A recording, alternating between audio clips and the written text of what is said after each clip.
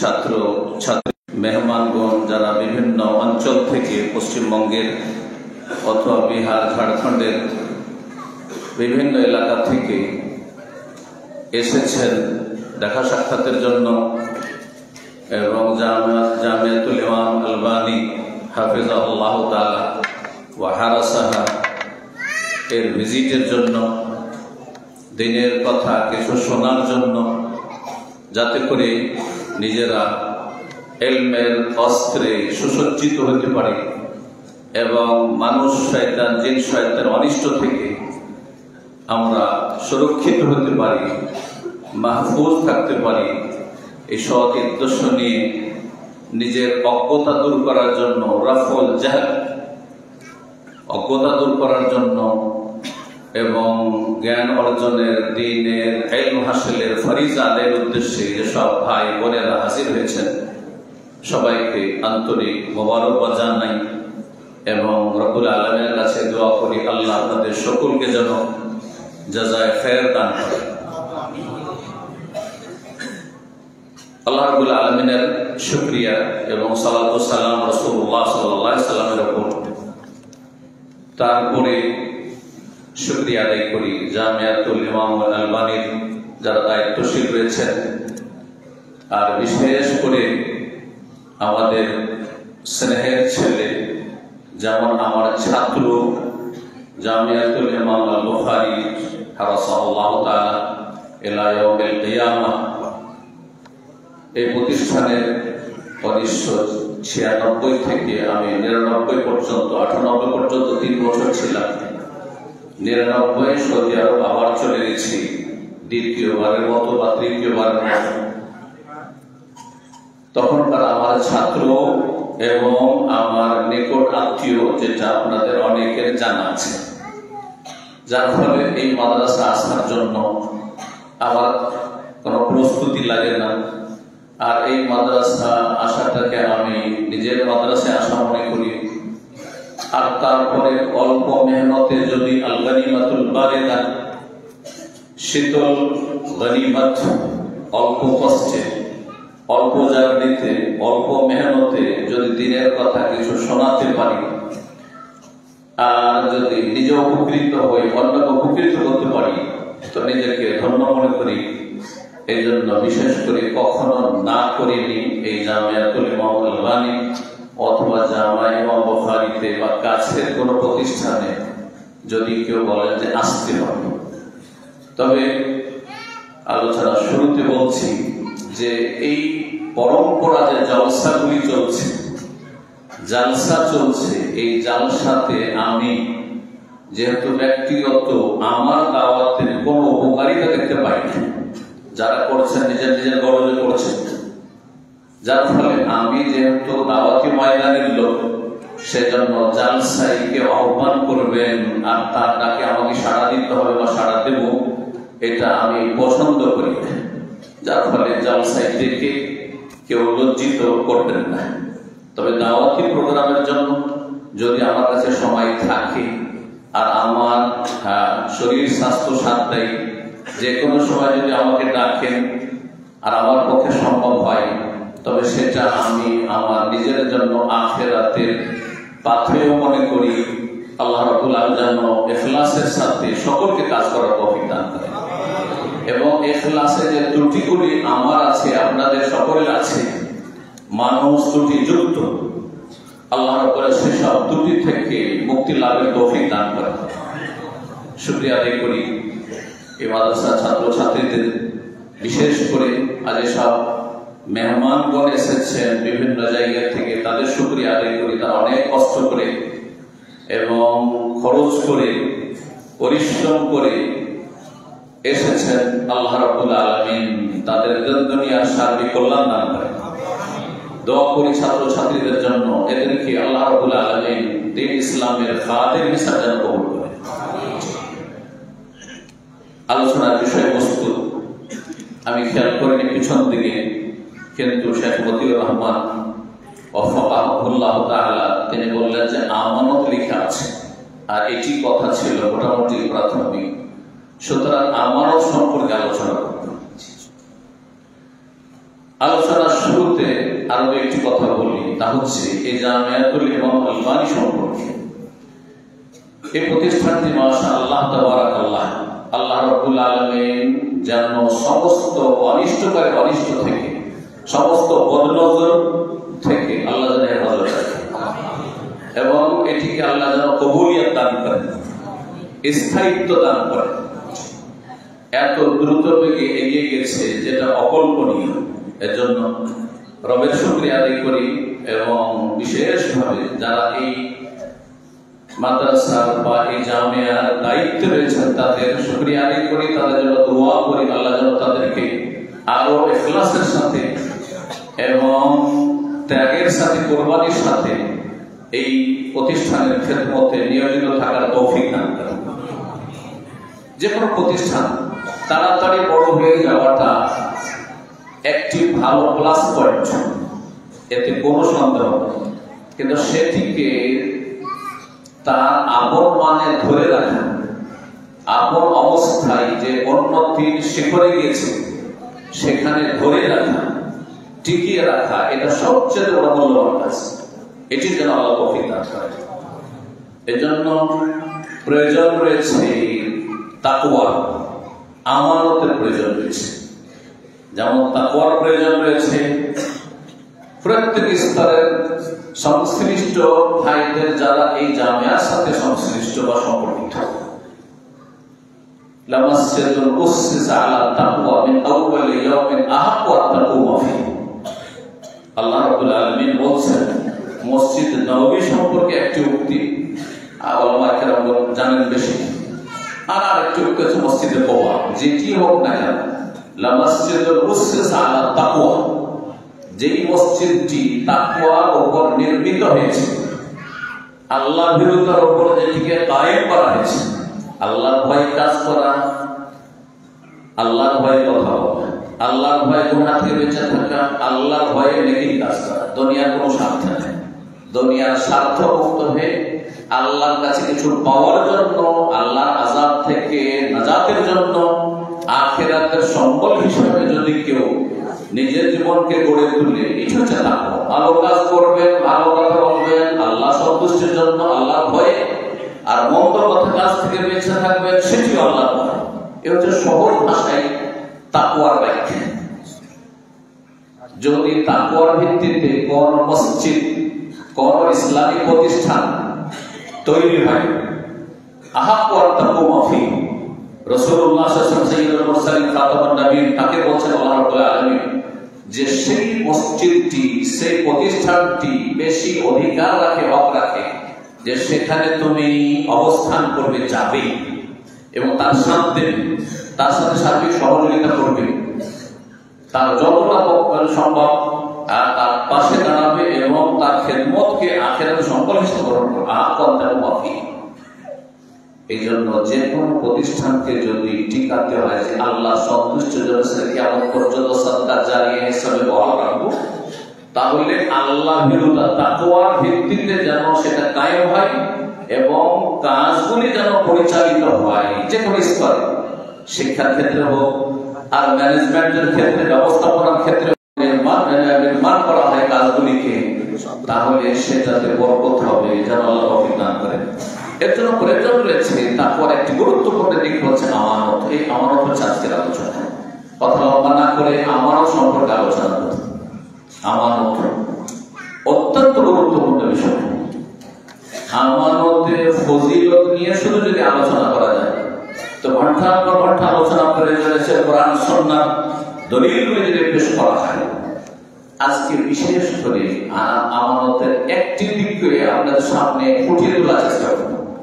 সেটা হচ্ছে আমানতের ক্ষেত্র এবং রূপ। আমানতের আয়াত মেলাকেও পড়ে ওয়াজ করে দিচ্ছেন, জুমার খুতবা পড়ছেন।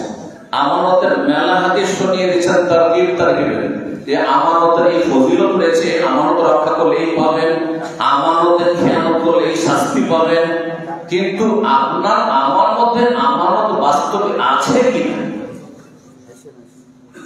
নাকি আমার মধ্যে খেয়ানত আছে, এই বিষয়গুলি। তারপর আমানতের ক্ষেত্রগুলি কি? আমানত কি শুধু ওই যে প্রতিষ্ঠানের মালিক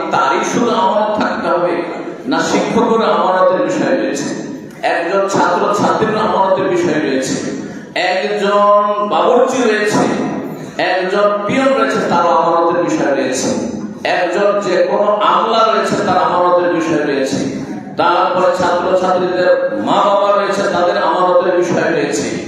এক কথায় আমানতের ক্ষেত্র ফিল্ডগুলি এবং আমানতের যে ধরনগুলি, রূপ, এগুলো নিয়ে কিছু কথা আপনাদের সামনে পেশ করব কয়েকটি পয়েন্টে, যাতে করে আমাদের মধ্যে কোথাও যদি ঘাটতি থাকে, আমার উদ্দেশ্য সবসময় আলোচনা এটাই থাকে যে আমাদের মধ্যে যে ছিদ্রগুলি আছে, যেগুলিতে শয়তান ঢোকার চেষ্টা করে, ছিদ্র মানে দুর্বলতা, ইমানি দুর্বলতা, আমলের দুর্বলতা, বিভিন্ন ক্ষেত্রে আমাদের ঘাটতি, পাপ রয়েছে, পাপের রাস্তা খোলা আছে, সেই ছিদ্রগুলি যদি বন্ধ করা যায়, সেই পাপের রাস্তাগুলিকে যাতে বন্ধ করতে পারে।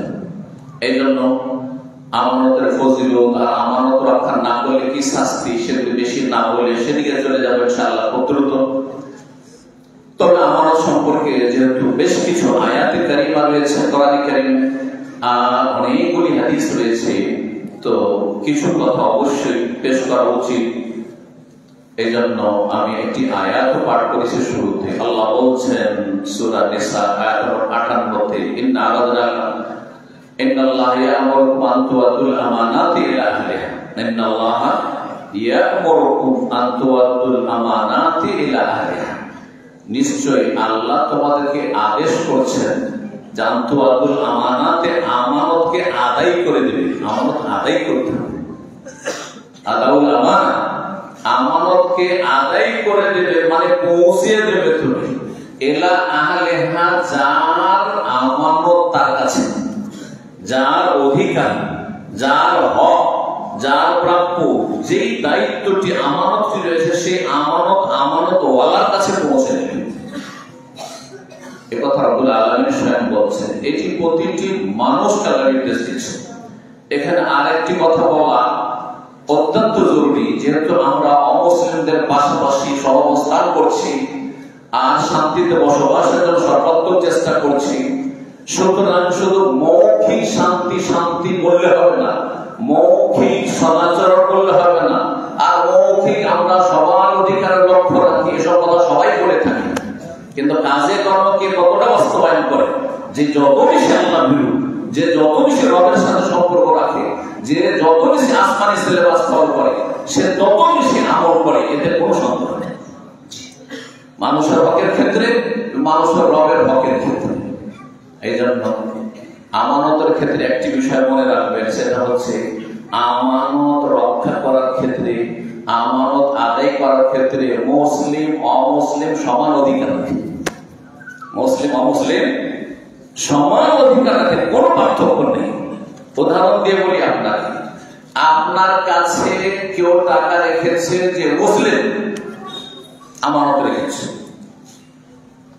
আরেকজন রেখেছে অমুসলিম, দুটোতে কোনো পার্থক্য নেই যে এই আমানত যেমন মুসলিমের টাকা পয়সাটা ঠিকভাবে আপনি পৌঁছে দেবেন, তেমন অমুসলিম টাকা পয়সা আমানতের সাথে যথাসময়ে যখন চাইবে তখন পৌঁছে দেবেন।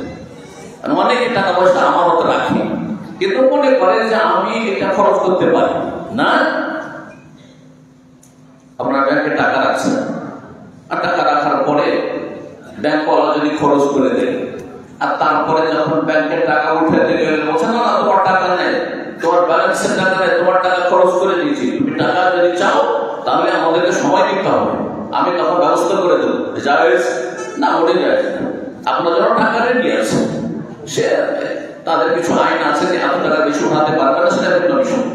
ঠিক ওই রকমই ব্যক্তি পর্যায়ে আপনার কাছে আমানত রাখা আছে, অনেকে আমার কাছে 5 লাখ টাকা অমুকের রাখা আছে, তার মানে আপনি আলিয়া নয়, আপনি সেটাকে আমানত হিসাবে নিয়েছেন, আপনার কাছে ওদিকে আমানত রাখা হয়েছে, আর সেটাকে আপনি নিজের বিল্ডিং তৈরি করছি লাগিয়ে দিই, পরে যখন চাইবে এদিক সেদিক থেকে ম্যানেজ করে দিয়ে দেবো, না এটা আমানত খেয়াল। তো বলছিলাম যে আমানত আদায়ের ক্ষেত্রে মুসলিম অমুসলিম সমান অধিকার রাখে।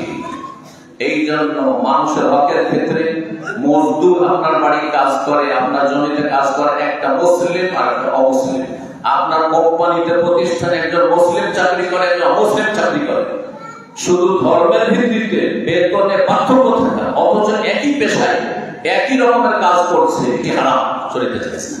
এটি হচ্ছে ইসলামের আমল, এ হচ্ছে ইসলামের মহান সৌন্দর্য। তো এই বিষয়গুলি আমাদেরকে আমাদের প্রতিবেশী যারা রয়েছে অমুসলিম, তাদের সামনে তুলে ধরতে হবে।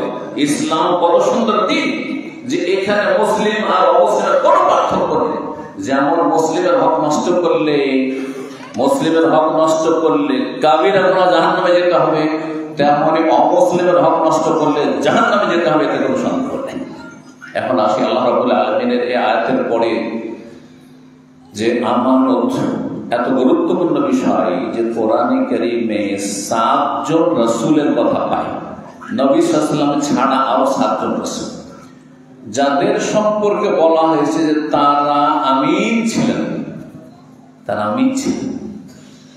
নূহ আলাইহিস সালাম, হুদ আলাইহিস সালাম, সালেহ আলাইহিস সালাম, শুআয়ব আলাইহিস সালাম, লূত আলাইহিস সালাম, ইউসুফ আলাইহিস সালাম, মূসা আলাইহিস সালাম, আর শেষ মুহাম্মদুর রাসূলুল্লাহ সাল্লাল্লাহু আলাইহি ওয়াসাল্লাম। আয়াতগুলি বলার সময় নেই যে এক একটি করে ইন্নী লাকুম রাসূলুন আমিন ওয়া আনা লাকুম নাসিহুন আমিন, যারা হাফেজে কোরআন অথবা তালেবে ইলম, যাদের কিছু আয়াত মুখস্থ আছে, তারা আয়াতগুলো অবশ্যই জানে যে তাহলে আমানত কত গুরুত্বপূর্ণ বিষয়, কত গুরুত্বপূর্ণ ফজিলতপূর্ণ বৈশিষ্ট্য খুসুসিয়াত, যা আম্বিয়া রাসূলগণের যে সিফাত আল্লাহ বর্ণনা করেছেন, গুণাবলী বর্ণনা করেছেন, তাতে এই বৈশিষ্ট্য তুলে ধরেছেন যে দেখো আমিন, আমানতদার, বিশ্বস্ত, আমিন আল্লাহ রাব্বুল আলামিন। এছাড়াও রাসূলুল্লাহ সাল্লাল্লাহু আলাইহি ওয়াসাল্লাম সম্পর্কে আপনারা জানেন যে রাসূলুল্লাহ সাল্লাল্লাহু আলাইহি ওয়াসাল্লামের চাইতে বড় আমিন পৃথিবীতে কেউ ছিল না। যখন একজন বেদুইন আসছে, যার প্রজন্ম থেকে খারেজি জঙ্গিরা পয়দা হয়েছে, এসে বলছে যে ইয়া রাসূলুল্লাহ, আপনি ইন্নাকা লাম তা'দিল, আপনি সুবিচার করলেন না, ইনসাফ করলেন না।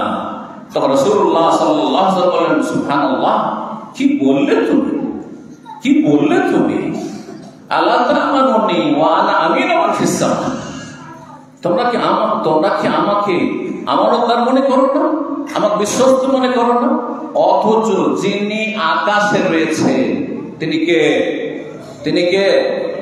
আল্লাহ। তাহলে আল্লাহ আকাশে রয়েছে মানে আকাশের ভিতরে নয়, কারণ অনেকে বলেন আল্লাহ আকাশে রয়েছেন। এখানে আপনাকে ক্লিয়ার করে নিতে, আকাশের ভিতরে না, আকাশ আল্লাহর সৃষ্টি, আকাশের ওপরে রয়েছে আল্লাহ। জি, আচ্ছা। তারপরে অনেকে বলে আকীদার বিষয়, আল্লাহ আরশে রয়েছেন। যেহেতু বিদাতি সমাজের চিকিৎসা করে থাকে সেজন্য বলছি, ওরা অনেকে বলে আল্লাহ আরশে আছেন, কিন্তু আল্লাহর আরশ, কোন বেদাতি বললে যে কুলুল মুমিন আরশুর রহমান, এখানে আরশ আছে। আল্লাহর আরশ কোথায় আছে? এখানে আছে। এটা ঠিক? এখানে আছে আল্লাহর আরশ না 7 আসমানের উপরে আছে? তাহলে কুফরি কথা। যদি মন বলে যে আল্লাহ আরশে আছেন, একটি আয়াতে আল্লাহ সে বলল, কিন্তু মনে করলো যে আল্লাহ আরশ আছেন, আল্লাহর আরশ এখানে আছে, কুফরি কথা বলল। যদি বলে আল্লাহ আরশ সব জায়গায় আছে, আল্লাহর আরশ সব জায়গায় আছে।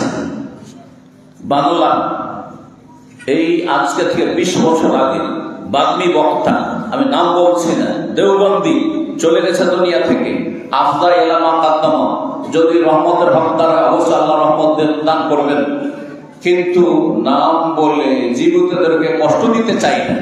আমি যখন ছোট ছিলাম, এরকম বাচ্চাদের মতো মাদ্রাসায় পড়াশোনা করতাম, তখন তার ভিজিট বাঁধা ছিল অনেক পয়সা, তখনই 600 টাকা ছিল। 300 থেকে শুরু হয়, তারপরে 600 টাকা।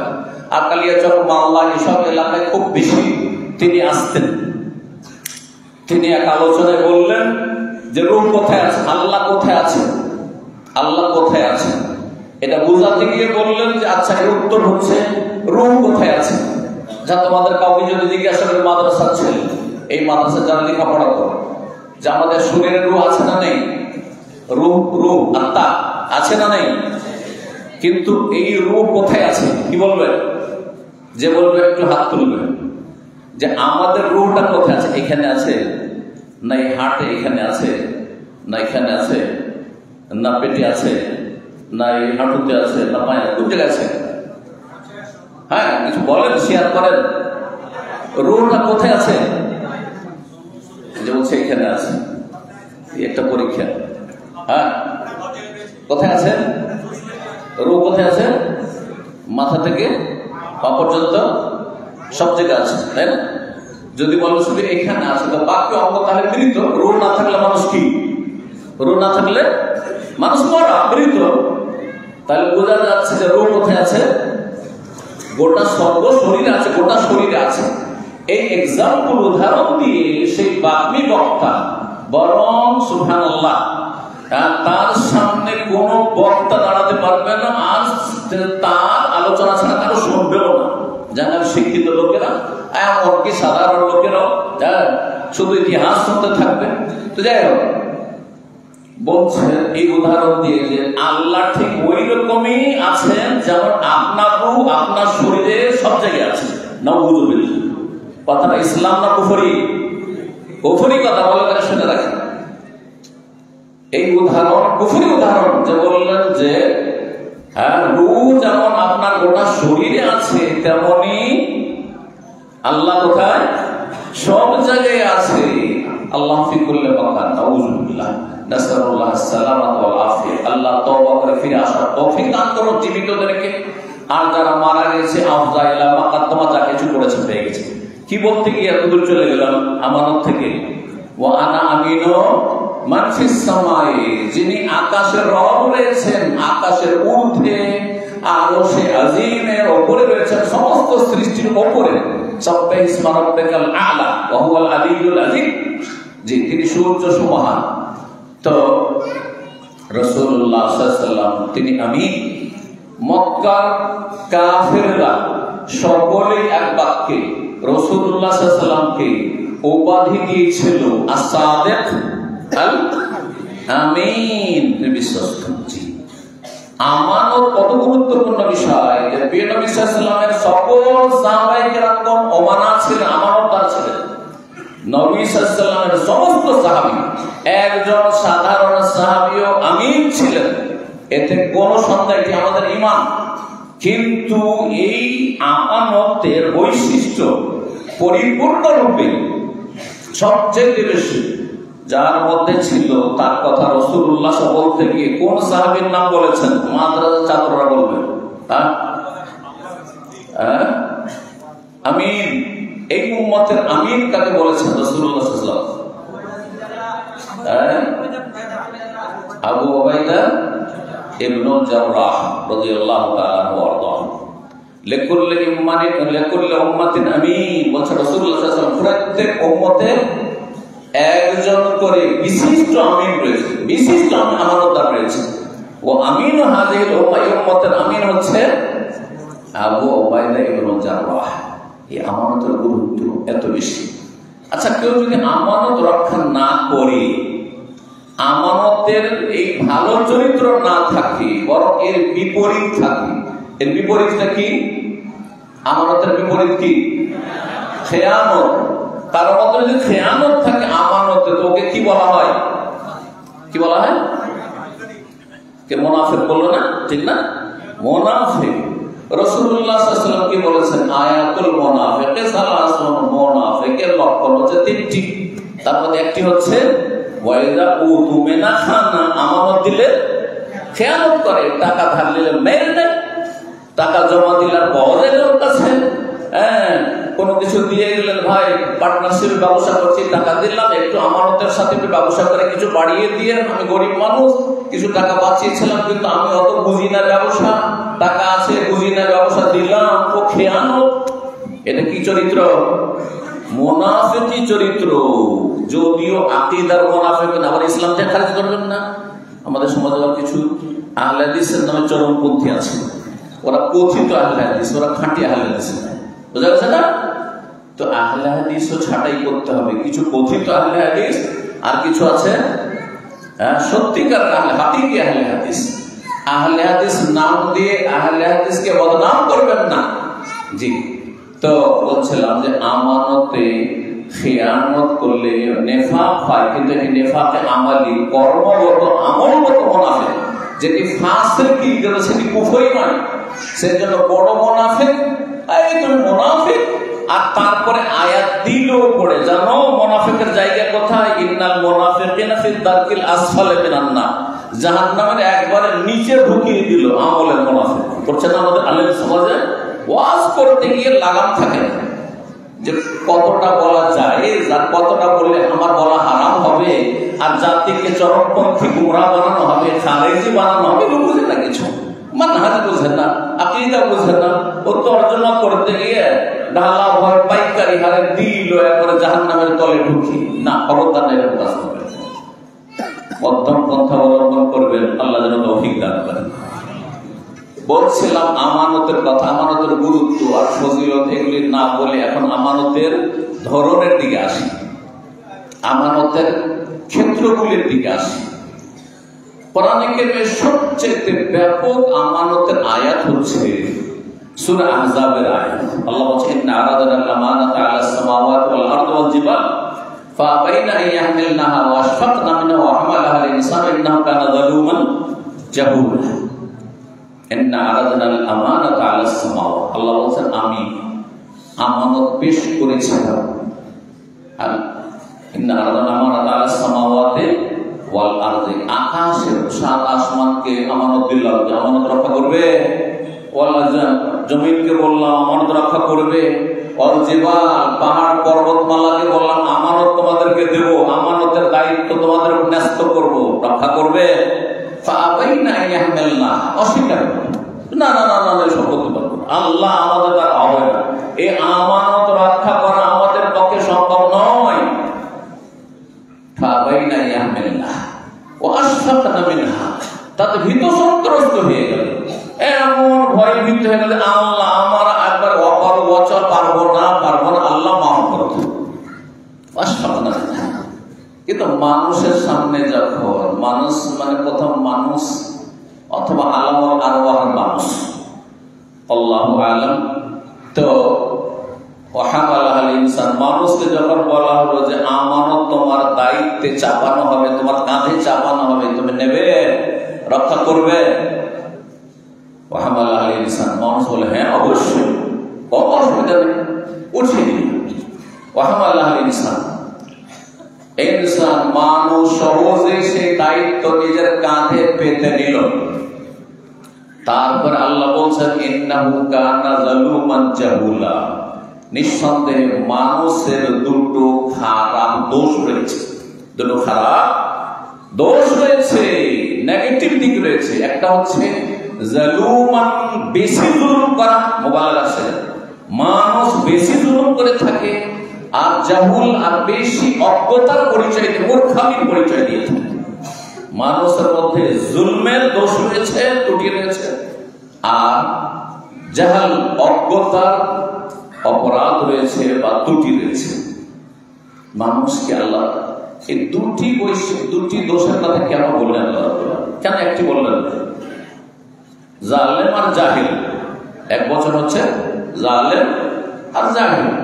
আল্লাহ শুধু বলতেন যে মানুষ যারা গুনাহ করে তারা জালেম, হ্যাঁ, মানুষ হচ্ছে জাহিল, এই কথা বলতেন না কারণ জাহিল বা জাহুল। কিন্তু জালুমান জাহুলা কেন বললেন? কারণ মানুষ হচ্ছে দুই ক্যাটাগরি, যে আমাদের সমাজের মানুষ বসবাস করছে, মুসলিম হোক আর অমুসলিম হোক। আর বিশেষ করে মুসলিমদের কথা বলছি, মুসলিম সমাজে দুই শ্রেণীর মানুষ আছে। সারা বিশ্বে যত মানুষ আছে দুই ভাগে ভাগ করা যেতে পারে। কিছু মানুষ আছে জালেম, আর কিছু মানুষ আছে জাহিল।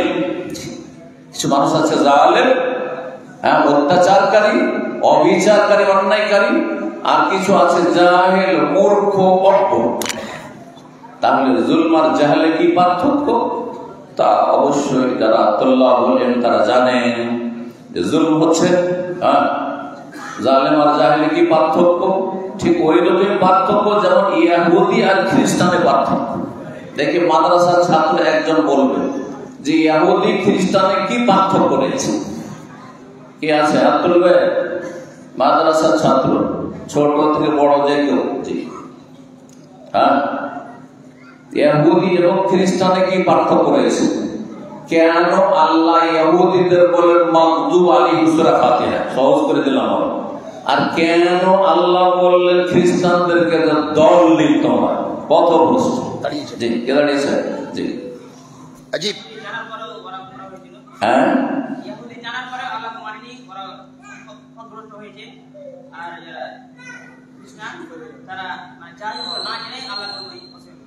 আর ইহুদিরা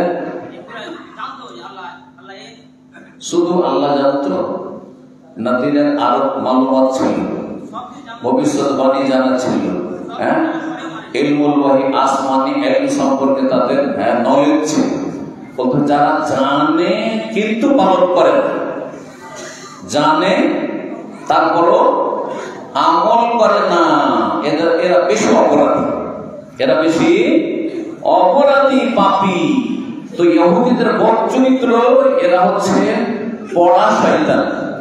আমার নানা রাহিমাহুল্লাহ, যখন আমি পহিলে দোসরি জামাতে পড়তাম, নানার বাড়ি থেকে পড়তাম। জি, ছোট্ট একটি মাদ্রাসায় পড়াশোনা করতাম। তা আমার নানা বলতেন যে একটি ছেলে কলেজ পড়াচ্ছিল, আমার মামা কলেজ পড়াচ্ছিল, আর বাকিগুলো সব কৃষি কাজ করতো। একজন মাধ্যমিকের নিচে কিছুটা পড়েছিল সেই যুগে, তারপরে হাই স্কুলে কিছুটা পড়ে তারপর ছেড়ে দিয়েছিল। একজন কলেজ পর্যন্ত, একবার গ্রাজুয়েশন পর্যন্ত সেই যুগে পৌঁছেছিল। একজন কিছু জানতো না, 1 2 শুধু লিখতে জানতো হয়তো। তো বলতো যেই ছেলেটা বেশি লেখাপড়া করেছে সে বেশি দুষ্টামি করতো, যে বেশি লেখাপড়া করেছে সে বেশি দুষ্টামি করতো। তখন বলতো যে এটা পড়া বোকা। এটা কি আমাদের শেরশাবাদী ভাষায়, এটা পড়া বোকা, মানে শিক্ষিত বোকা। তারা বোঝা যাচ্ছে। আর এগুলো অশিক্ষিত তো বোকা হইতেই পারে। কেন? তাহলে বোঝা গেল যে পড়া বোকা বেশি খারাপ, শিক্ষিত বোকা বেশি খারাপ, শিক্ষিত শয়তান বেশি খারাপ। আর অশিক্ষিত শয়তান কিন্তু অশিক্ষিত, জানে না। এই হচ্ছে পার্থক্য। জালুমান বলা হয়েছে মুসলিম সমাজের কথা বলি, কারণ মুসলিম ভাইরা আমার সঙ্গে রয়েছেন, মুসলিম বোনেরা রয়েছেন। জি, মুসলিম আমাদের মাদ্রাসার ছাত্র রয়েছেন, ছাত্রী রয়েছেন। যারা জানছো তোমরা, মাদ্রাসার ছাত্র ছাত্রীরা তোমরা বেশি জানছো। মাদ্রাসায় যারা লেখাপড়া করছে তারা অন্যদের তুলনায় বেশি জানছে, বিষয়গুলো ছাত্রছাত্রীদের বলছি। মাদ্রাসা যারা আসাতিজা মুআল্লিমিন, আপনারা অন্যের চাইতে অনেক বেশি জানছেন। দায়িত্বশীল যারা রয়েছেন তারা বেশি জানছেন।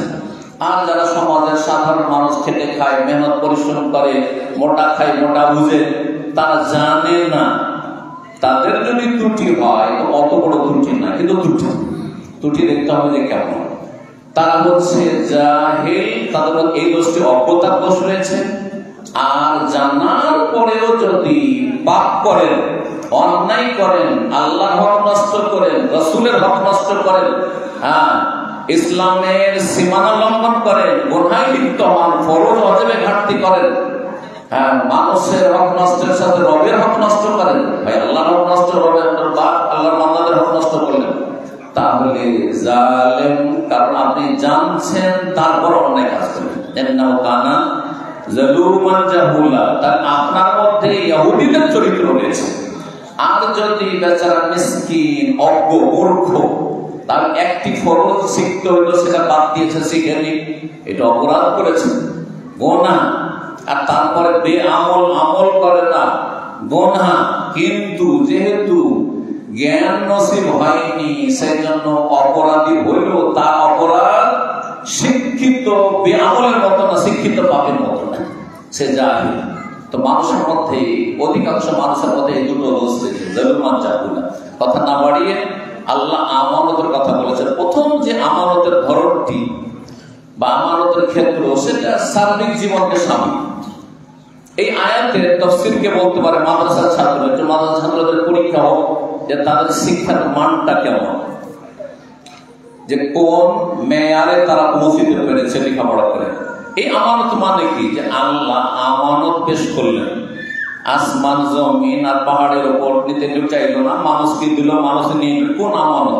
টাকা পয়সার আমানত? হ্যাঁ, শুধু কোরআন। হ্যাঁ, শুধু কোরআন না, কোরআন তো 1400 বছর আগে নাযিল হয়েছে, তাহলে তার আগে আমানত ছিল না নাকি? হ্যাঁ, মানে আদম আলাইহিস সালাম থেকে আমানত চলে আসছে, তাই না? তো কোরআন আমানত ঠিক হইল কথা? হ্যাঁ, চিন্তা করো, মাদ্রাসা ছাত্র উত্তর দেবে। হ্যাঁ, কি শরিয়া? মাশাআল্লাহ।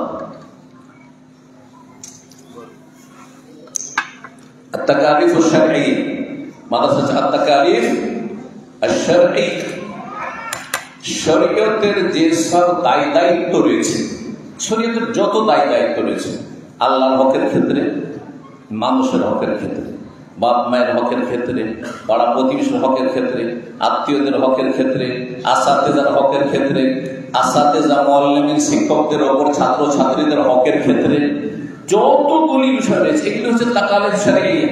তাহলে আমার আলোচনায় বাকি পয়েন্টগুলিতে যদি নাও যাই, এই আমানতের কথা বলি, তাহলে আকীদা, ইবাদত বন্দেগী, ফরজ ওয়াজিবাত, আর হারাম নাজায়েজ থেকে বেঁচে থাকা, আর তারপরে আখলাক, মুআমালাত, লেনদেন, আর মানুষের সাথে আচার আচরণ, সমস্ত কিছু শামিল হয়ে যাবে, সমস্ত কিছু শামিল হয়ে যাবে। এই আমানত আল্লাহ পেশল। তাহলে এই আমানতটা যখন আমরা বুঝে নেব, তাহলে আমানত আমাদের সার্বিক জীবনে রাখতে হবে। আকীদার ক্ষেত্রে আমানত, আল্লাহ আপনাকে জন্মসূত্রে মুসলিম করেছেন, বলুন আলহামদুলিল্লাহ।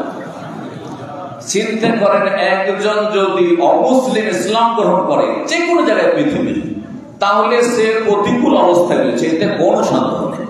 কত যে তার জন্য জটিলতা রয়েছে, কত যে তার সামনে কাঁটা বিছানো আছে, আর কতবার তাকে চিন্তা করতে হচ্ছে, আর দুনিয়ার কত কিছু থেকে তাকে একবার হাত ধুয়ে নিতে হচ্ছে, আর কোরবানি দেওয়ার জন্য প্রস্তুত থাকতে হচ্ছে।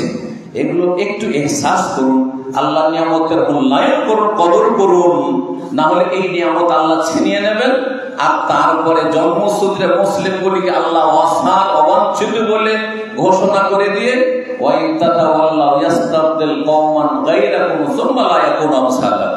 তোমরা ফিরে যাবে, চলে যাও, তোমরা চলে যাও। মুসলিমের ছেলে নাস্তিক হচ্ছে, মুসলিমের ছেলে সেকুলার আর ধর্ম নিরপেক্ষতায় বিশ্বাসী হয়ে যাচ্ছে, মুসলিমের ছেলেরা শিরক বিদআতে লিপ্ত হয়ে যাচ্ছে, মুসলিমের ছেলে মাজার পূজারী হয়ে যাচ্ছে, মুসলিমের ছেলে একবারে পেট পূজারী হয়ে যাচ্ছে, আব্দুদ্দিন আর আব্দুদ্দিনহার হয়ে যাচ্ছে, পয়সা ছাড়া, নেতৃত্ব ছাড়া কিছু বোঝে না, দিন ধর্ম, আল্লাহ, পরকাল, আখিরাত, হাসরে হাজির হইতে আর একটু চিন্তা হয় না। যখন এইরকম অবস্থা হয়ে যায় মুসলিম জাতির,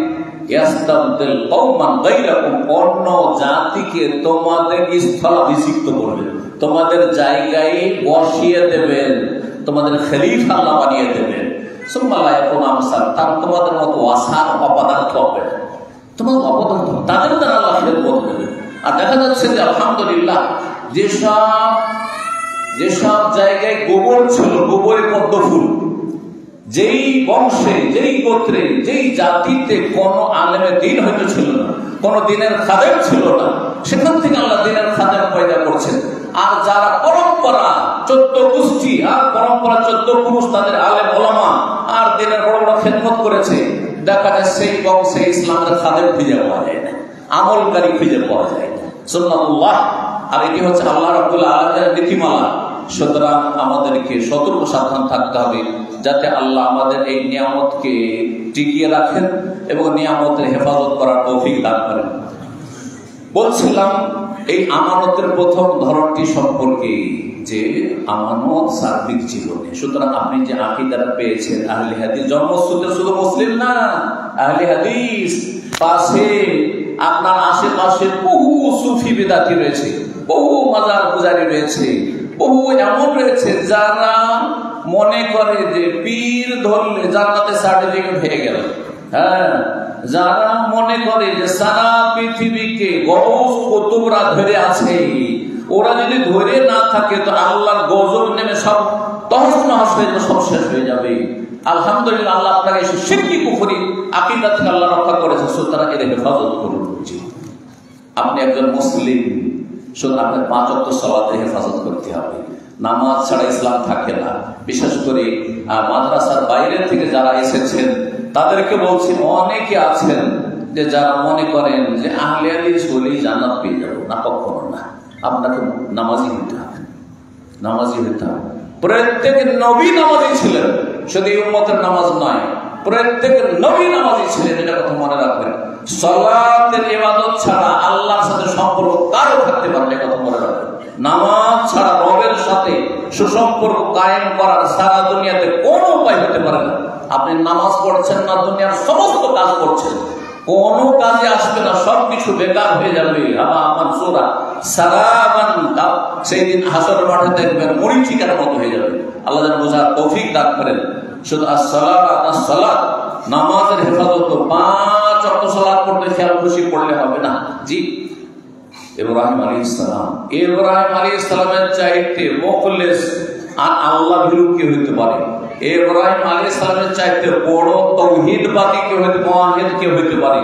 তিনি দোয়া করেছেন ওয়াজনবনি ওয়া বানিয়ান নাবুদুল আসনাম। তিনি দোয়া করেছেন রব্বিজআলনি মুকিমাস সালাতি ওয়া মিন যুররিয়াতি, আমাকে নামাজি বানিয়ে দাও, আমার ছেলেগুলোকে নামাজি বানিয়ে দাও।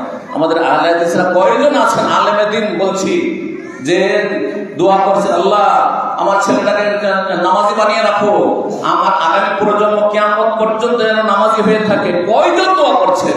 পয়সার জন্য দোয়া করছেন, সুস্থতার দোয়া করছেন, দুনিয়ার সুখ শান্তির জন্য দোয়া করছেন, ভোগ বিলাসের সামগ্রীর জন্য দোয়া করছেন। কিন্তু কয়জন আহলে হাদিস আছেন যে দোয়া করছেন, আল্লাহ আমার নসলে আগামী প্রজন্ম যত আসবে আল্লাহ তাদের সবাইকে কিয়ামত পর্যন্ত যেন নামাজি করে বানিয়ে রাখো, আর তাদেরকে শিরক মুক্ত রাখো, তাদেরকে দুর্গা পূজা থেকে মুক্ত রাখো। এই দোয়া কয়জন করছেন?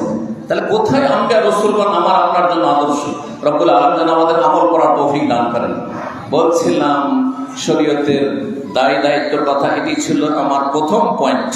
তারপরে যে পয়েন্টটি বলবো সেটা হচ্ছে আপনার আমার কাছে যে ইলম আছে, ইলম শেখার কয়টি স্তর? মাদ্রাসার ছাত্ররা একটু জবাব দিল। ইলম শেখার কয়টি স্তর? মারাতিব। হুকুমের দিক থেকে ইলম শেখা ফরজে আইন না ফরজে কিফায়া? দ্বীনের জ্ঞান অর্জন করা, দুনিয়ার কথা আলোচনা করছি না, দ্বীনের জ্ঞান হাসিল করা ফরজে আইন না ফরজে কিফায়া? ফরজে আইন।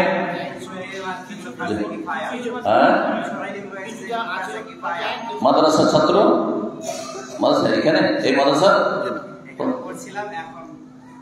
মাশাআল্লাহ, মাদ্রাসার ছাত্র কথা। দেখো দুটো স্তর আছে, একটা হচ্ছে ফরজে আইনের স্তর, হ্যাঁ, আর একটা হচ্ছে ফরজে কিফায়ার স্তর। তো ফরজে আইনের স্তর তো সবাইকে আদায় করতে হবে, প্রত্যেক মুসলিমকে আদায় করতে হবে, কিন্তু ফরজে কিফায়া আদায় করার জন্য, ফরজে আইন আদায় করার জন্য মাদ্রাসায় কেউ মুতাওয়াসসিতা পর্যন্ত পড়লো বা সানবিয়া পর্যন্ত পড়লো, ফরজে আইন আদায় হয়ে গেছে। যদি কেউ সানবিয়া পর্যন্ত মোটামুটি পড়ে, পড়ার মতো পড়ে, তার ফরজে আইন আদায় হয়ে গেছে। আল্লাহকে জেনে নিয়েছে, রসুলকে জেনে, দ্বীনের আহকাম, মাসাইল, ওয়াজিবাত, ফরাইজ আর হালাল হারাম জেনে নিয়েছে, করণীয় বর্জনীয় খুঁটিনাটি মাসলার জন্য বড় ওলামারা রয়েছে, ফরজে আইন আদায় হয়ে গেছে। কিন্তু সানবিয়ার উপরে কুলিয়া পড়ছো, মাজিস্টার পড়ছো, অথবা তারপরে যেমন আমরা সারা জীবন পড়তে আসি। আপনি মনে করিয়েন না যে আমি পড়ি না, প্রতিদিন আপনাদের চাইতে কম পড়ি না। কিন্তু যদি সফরে পড়া ব্যাহত হচ্ছে, কিন্তু আমার অফিসে বসা মানে লেখাপড়া করা, অফিসে বসা মানে আমার আল্লাহ পাক রব্বুল আলামিন যে রুজি দিয়েছেন সেটা হচ্ছে অফিসে বসা মানে আমার পড়াশোনা করা, আমার ইলমকে আরো ফ্রেশ করা, আমার ইলমগুলোকে আরো বাড়াবার চেষ্টা করা, ইলমের কিছু কিছু নবায়ন করা। অনেক কথা বাইল আহাদ অনেক আগে পড়েছি, সেগুলিকে আবার নতুন করে নতুনত্ব নিয়ে আসা। এর মাধ্যমে হয় কি যে ইলম চর্চা করতে করতে করতে করতে ধীরে ধীরে দেখা যায় যে সেগুলিতে কথা জেহেনে ব্রেনে রাসে মজবুত হয়ে বসে যায়, তারপরে সহজ আর ভুলবেন না। একটি কথা বারবার পড়তে হয়, তারপরে মনে থাকে, এটা যে একবার পড়ে নিলাম আর ভুলে গেলাম, আরে আপনারা কোনো আমরাও ভুলি, কিন্তু বারবার পড়ার জন্য সেটা আবার থেকে যায়। তো বলছিলাম যে ইলম হচ্ছে আমানত, যেই ইলম রব্বুল আলামিন দিয়েছেন সেই ইলম হচ্ছে আমানত। সুতরাং এই ইলম যারা ফরজে কিফায়ার স্তরে চলে গেছে, আমি আসাতেজাদের জন্য বলছি, আমি ওলামাদের জন্য বলছি, আমি যারা তুল্লাবুল ইলম সিনিয়র যারা কুল্লিয়া চলে গেছে তাদের জন্য বলছি যে ফরজে আইনে যারা আছে বা ফরজে কিফায়াতে যারা আছেন তাদের দায়িত্ব হচ্ছে নিজে আমল করে অন্যের কাছে পৌঁছে দেওয়া। এটা হচ্ছে ইলমের যাকাত, ইলমের যাকাত।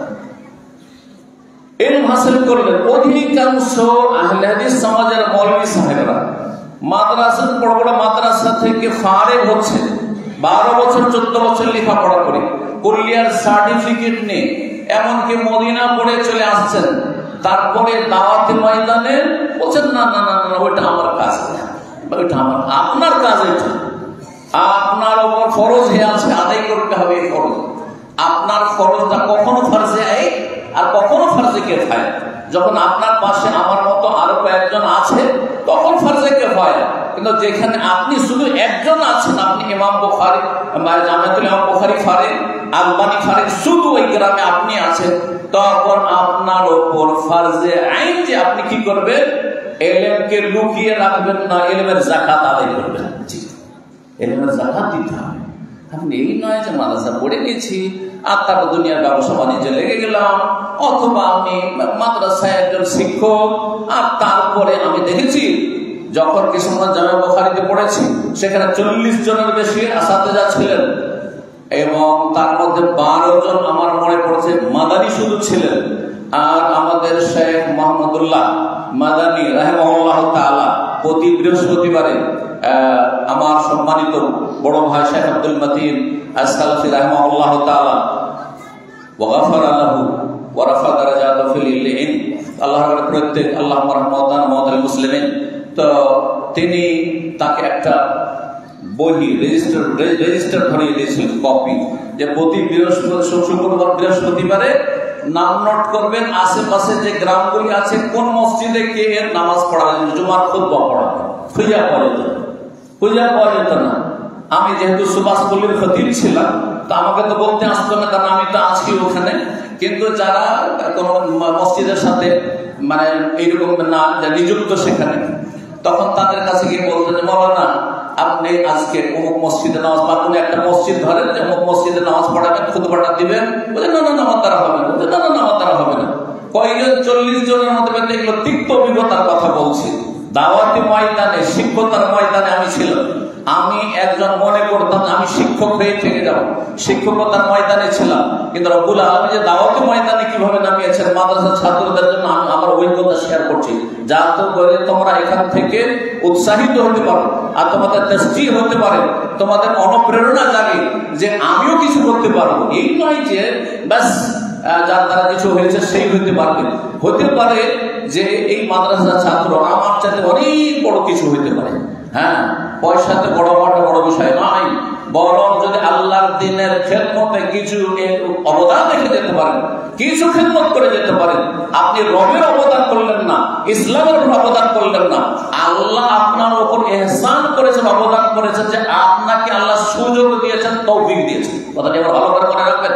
মাদ্রাসার ছাত্ররা অনেকে মনে করে যে আমি কিছু কাজ করতে পেরেছি তো মনে হয় ইসলামের অনেক বড় কাজ করে দিয়েছি। না না, বরং আল্লাহ ইহসান করেছেন যে আমাকে একটা সুযোগ দিয়েছেন, রব্বুল আলামিন আমাকে একটা ক্ষেত্র তৈরি করে, ফিল্ড তৈরি করে দিয়েছেন। আল্লাহ আমার কথাটা মানুষের অন্তরে নামিয়ে দিয়েছেন, অথবা মানুষের কথা নামাবার জন্য আল্লাহ একটু শক্তি দিয়েছেন, না হলে অসম্ভব ছিল। এটা আমার পক্ষে সম্ভব ছিল না, আপনার পক্ষে সম্ভব ছিল না। কোন কাজকে অসম্ভব মনে করতে নেই। মাদ্রাসার ছেলেদেরকে মেয়েদেরকে উৎসাহিত করার জন্য আরো কথা বলছি যে এই শেখ মতিউর রহমান আমার খুব প্রিয় ছিলেন। যখন জামিয়াতুল ইমাম বুখারীতে পড়ে তখন আমরাও কল্পনা করতে পারিনি, বরং তারও কল্পনাতে ছিল না, তার বাবা মায়েরও কল্পনাতে ছিল না যে এই ছেলের দ্বারা একটা এরকম জামিয়া, তার সাথে বানার বানিন আর বেসন আর বহুমুখী খেদমত আল্লাহ নেবেন, এটা অকল্পনীয়, অকল্পনীয়। হাযা মিন ফাদলি রাব্বি লিয়াবলুয়ানি আশকুর আম আকফুর। আল্লাহ শুকরিয়া আদায় করতে হবে এবং এখান থেকে শিক্ষা নিতে হবে যে আল্লাহ চাইলে যাকে কেউ চিনত না তার দ্বারা এমন কিছু কাজ নিতে পারেন যেটা মানুষ কল্পনা করতে পারে, কল্পনা করতে পারে যে এই ছেলেটা দ্বারা এই কাজ হতে পারে। এই ছেলেটা তো আমার বাল্য জীবনে যারা আমাকে দেখেছে ধরেন, বা একে যে বাল্য জীবনে দেখেছে, তারা আজকে অকল্পনীয় তাদের জন্য, নিজের জন্য যখন কল্পনার বাইরে, তাদের জন্য কত কল্পনার বাইরে। এই ছেলেটাকে ছোট দেখলাম রাস্তাঘাটে ঘুরে বেড়াইতো, হ্যাঁ, এর দিকে আমরা ঘুরেও তাকাইতাম না, হ্যাঁ, সে তাকে আল্লাহ তৌফিক দেন। সুতরাং ওমা যালিকা আলাল্লাহি বিআজিজ, আল্লাহর কাছে কোনো কিছু কঠিন মুশকিল নয়। আপনিও সেই ব্যক্তি হতে পারেন যেই ব্যক্তি আমার চাইতে আর কারো চাইতে অনেক বড় হতে পারে। আপনার দ্বারা আন্তর্জাতিক আল্লাহ খেদমত নিতে পারেন, আপনার দ্বারা বহু কিছু আল্লাহ নিতে পারেন। এটি আল্লাহর ইহসান আপনার উপর। সুতরাং সবসময় ভালো উচ্চ আকাঙ্ক্ষা রাখবেন। কি রাখবেন? কথাটা কি বললাম? উচ্চ আকাঙ্ক্ষা। কিন্তু কি বললাম? ভালো মানে কোনটা ভালো? দুনিয়া, পয়সা, গদি, ক্ষমতা, এমএলএ এমপি হব না? মোটেই না। আল্লাহর দিনের কিছু খেদমত করে যাব। আল্লাহর দিন আমি খাদেম হব, আল্লাহর দিনকে আমি উজাড় করবো, আল্লাহর দিন মানুষের অন্তরে পৌঁছাবার চেষ্টা করব। এই দিনী এলমের প্রচার প্রসারের জন্য সাহায্যের চেষ্টা করবো। দিনী এলমকে আমি লুকিয়ে রাখবো না। কারণ দিনী এলেম মাদ্রাসা থেকে শিখার পরে আলা তালিম হাসিল করলেন দেশে অথবা দেশের বাইরে, আর তারপরে এখানে রেখে দিলেন আপনি, অথবা আপনি মাদ্রাসার কয়েকজন ক্লাসের ছাত্রে সীমিত করে দিলেন। ব্যাস, আমি মাদ্রাসায় পড়াই আর ছাত্র অনেক মানুষ করেছি, আমার ছাত্ররা অনেক মদিনা চলে গেছে, আমার ছাত্ররা অনেক বড় বড় হয়েছে না। এটাকে আপনি যথেষ্ট মনে করবেন না। এদের চাইতে অনেক বেশি হক রাখে ভোলা ভালা মানুষগুলি, ওই যে রাস্তাঘাটে ঘোরাফেরা করছে, ছেলে সাদা মানুষ, ওই মাঠে ঘাটে কাজ করছে, অশিক্ষিত মানুষ, আর শিরক বিদআতে লিপ্ত রয়েছে, কুফরিতে লিপ্ত রয়েছে, আর বিভিন্ন পাপ কাবিরা গুনাহে লিপ্ত রয়েছে। সুতরাং আপনার এলেম তাদের কাছে যথাযথভাবে পৌঁছাবার চেষ্টা করবেন। আল্লাহ যেন তৌফিক দান করেন। আর না হলে কঠিন শাস্তি রয়েছে। কেতমানুল ইলম, দ্বীনের জ্ঞানকে কেউ যদি লুকিয়ে রাখে তাদের ক্ষেত্রে আল্লাহ কি বলেছেন? উলাইকা ইয়ালআনুহুমুল্লাহু ওয়া ইয়ালআনুহুমুল লাঈনুন, ওদের উপর আল্লাহর লানত রয়েছে আর সমস্ত লানতকারীর লানত রয়েছে। লানতকারী মানে মালায়েকার লানত রয়েছে, মুমিনদের লানত রয়েছে। লানত মানে বদদুয়া, লানত মানে রহমত থেকে আল্লাহ দূর করে দিন। আপনি কি চান যে আপনার ভবিষ্যৎ হোক? আল্লাহ রাব্বুল আলামিন যেন আলেমে দ্বীন, তালেবে ইলম, মাদ্রাসা ছাত্রদেরকে ইখলাসের সাথে ইলম নেওয়ার তৌফিক দান করেন এবং ইলমকে বহন করার তৌফিক দান করেন, ইলমের আমলের তৌফিক দান করেন, ইলমের প্রচার প্রসারে আল্লাহ যেন তৌফিক দান করেন। কথা লম্বা হয়ে যাচ্ছে। মাদ্রাসার যারা ছাত্র ছাত্রী, তোল্লাব তালেবা, এরা হচ্ছে আমানত, এরা আমানত। এই আমানতের দায়িত্ব কাদের ন্যস্ত করা হয়েছে? এক নম্বরে যারা মাদ্রাসার দায়িত্বশীল হয়েছে, দায়িত্বশীল হয়েছে তাদের যে তারা যে এখানে বাপ মাকে ছেড়ে এসছে, মায়ের পেটের ভাই বোনদেরকে ছেড়ে এসছে, আত্মীয় স্বজনকে ছেড়ে এসছে, এবং গ্রামের যাদের সাথে কত তাদের সাথে খেলাধুলা আমোদ ফুর্তি সবকে কোরবানি দিয়ে এখানে মাদ্রাসায় চলে এসছে। সুতরাং এদের যাতে সময়গুলি নষ্ট না হয়, লাইফটা বেকার না হয়ে যায়, যাতে করে এরা তাড়াতাড়ি এগিয়ে যেতে পারে, এদের খোঁজ খবর রাখা, শারীরিক, মানসিক, পারিপার্শ্বিক, আর তারপরে এদের লেখাপড়া ইত্যাদি সব দিকে যারা জিম্মেদার রয়েছেন, দায়িত্বশীল, তাদের ঘাড়ে এই আমানত রয়েছে। এই আমানতের কথা অবশ্যই খেয়াল রাখতে হবে, না হলে আল্লাহর কাছে জিজ্ঞাসিত হবেন। আল্লাহ যেন বুঝার তৌফিক দান করেন। আমানত মুআল্লিমের মুআল্লিমাত, শিক্ষক শিক্ষিকা, এদের ভূমিকা আরো বেশি। কারণ অনেক সময় দায়িত্বশীল, প্রধান দায়িত্বশীলের কাছে এগুলো খবর পৌঁছে যে অমুক শিক্ষক দায়িত্ব ঠিকভাবে পালন করেন, অমুক শিক্ষিকা দায়িত্ব ঠিকভাবে পালন করেন না, ছাত্র ছাত্রীদেরকে ভালো করে পড়ায়। এই খবরগুলি মালিকের কাছে পৌঁছে না, মাঝখানে আট তৈরি করা আছে, পৌঁছানো যায় না, পৌঁছানো ছিল।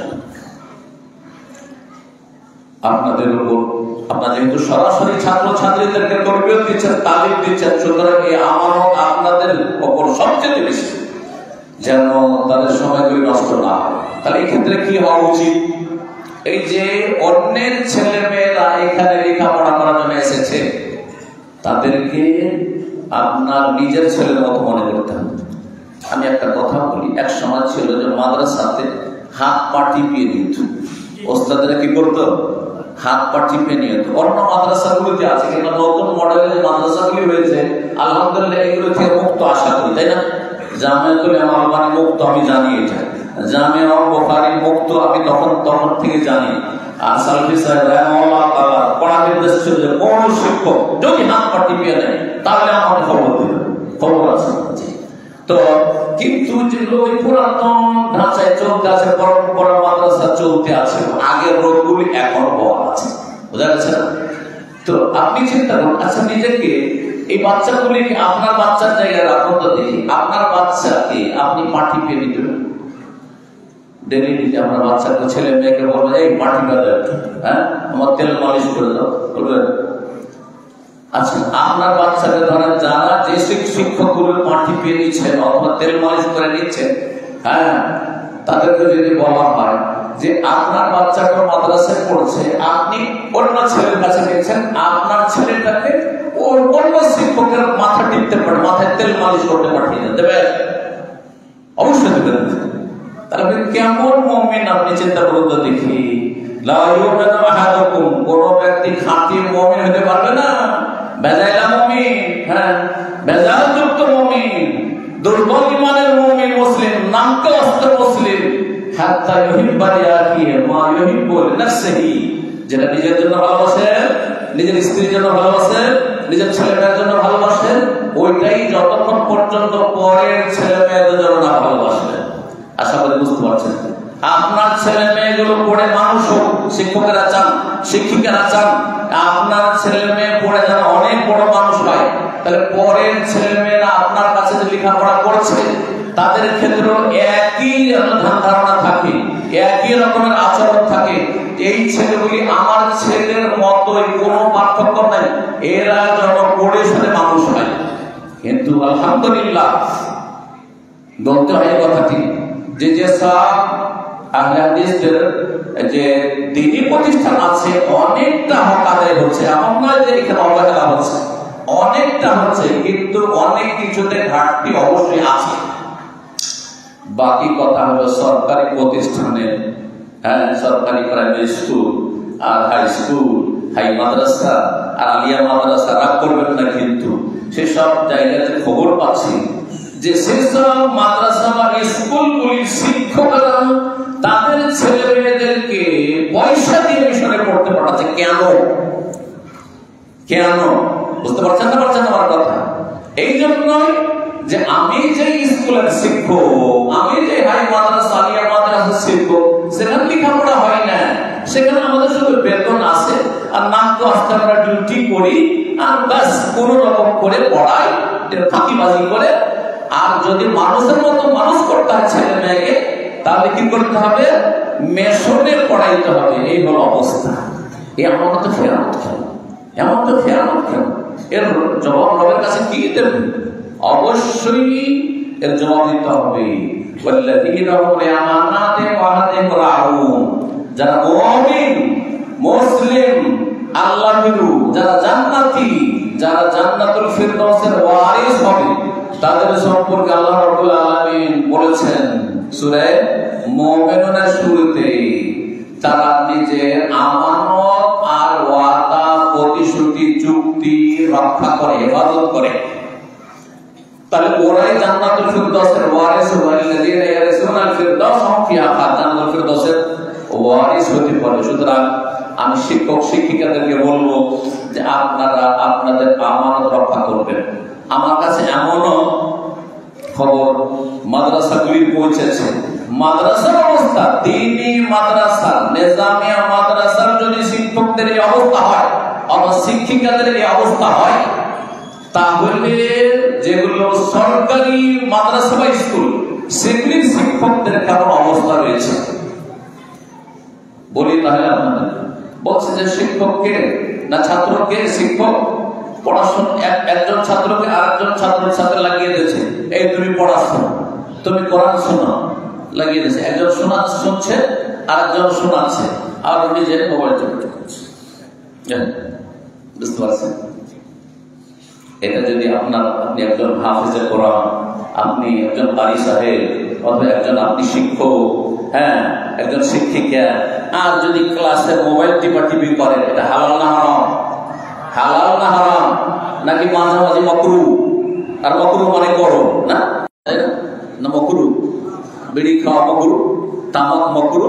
সুতরাং বিড়ি খুব খাও আর বিড়ির ব্যবসা করো, হ্যাঁ, আর ব্যাস, বিড়ি বাঁধো। বিড়ি বাঁধা ছাড়া খেতে পাবে না। এই রুজি, ভারতের রুজি নির্ভরশীল হয়ে গেছে বিড়ি বাঁধার উপর, বা পশ্চিমবঙ্গের জনগণ বা মুসলিমদের রুজি সীমিত হয়ে গেছে বিড়ি বাঁধার উপর। বিড়ি না বাঁধলে মরে যাবে, আর কোনো রিজিকের রাস্তা নেই। এই যে ইমানের দুর্বলতা, আল্লাহ হেফাজত করুন। আল্লাহ তওবা করে ফিরে আসা তৌফিক দান করুন। জি, বলছিলাম এইরকম খেয়ানত করবেন না, না হইলে এই খেয়ানতের জন্য কিয়ামতের দিনে হাসরের মাঠে অপদস্থ হইতে হবে। এখন দায়িত্বশীলরা জানতে পারছেন না, কিন্তু সেই দিন গোটা হাসরের মাঠে লোকেরা জানবে যে এই লোকটি কি করেছে, খেয়ানত করেছে, এই লোকটি দাত্তারি করেছে, এই লোক হারাম রুজি নিয়েছে। আর সেই দিন যারা হক নষ্ট করেছেন, মাদ্রাসা হক নষ্ট করেছেন, মাদ্রাসা কার? একজন শুধু মতিউর রহমানের। এই মাদ্রাসা কার? মুসলিম উম্মাহ। পুরো মুসলিম উম্মাহ আপনার বিরুদ্ধে বাদী হবে, খাসম হবে। ভালো করে মনে রাখবেন, মাদ্রাসা যদি একজনের মালিকানা ঠিক না, যদি একজন পরিচালনা করছে অথবা একটি কমিটি পরিচালনা করছে, কিন্তু কথাটি ভালো করে মনে রাখবেন যে মাদ্রাসাগুলি হচ্ছে মুসলিম উম্মাহর আমানত।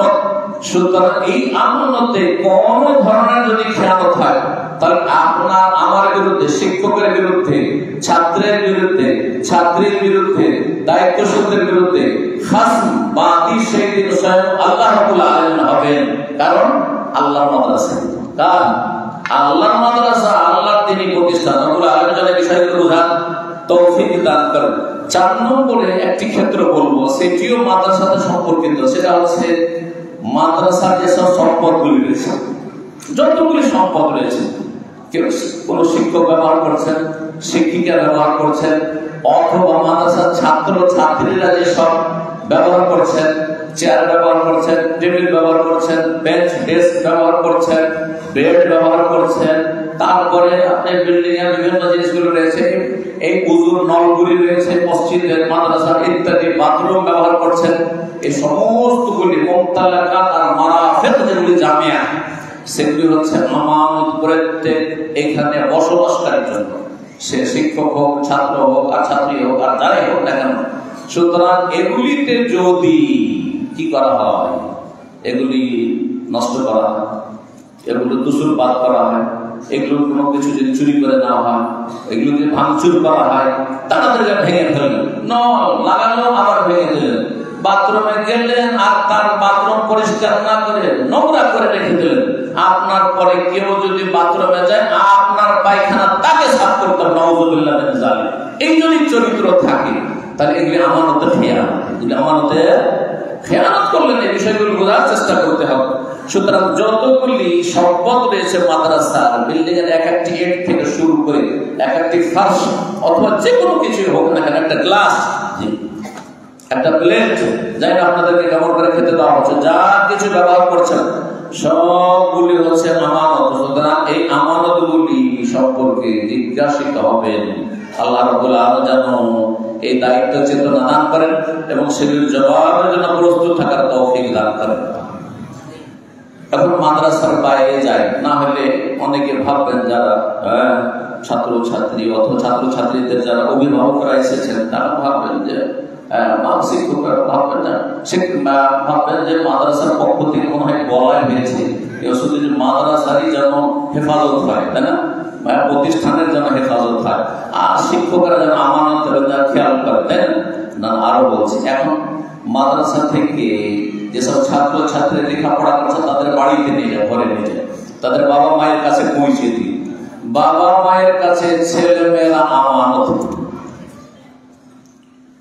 আল্লাহ রাব্বুল আলামিন জিজ্ঞাসা করবেন কিয়ামতের মাঠে, আহাফিজাহুম আম দাইয়াহুম, এই যে তোমার ছেলেরা ছিল, তোমার মেয়েরা ছিল, তোমার স্ত্রী ছিল তোমাদের অধীনে, আর তুমি ছিল অভিভাবক, আমার ছেলে গার্জেন ছিলে, তাদের হেফাজত করেছো না তাদেরকে সর্বনাশ করেছো, নষ্ট করেছো।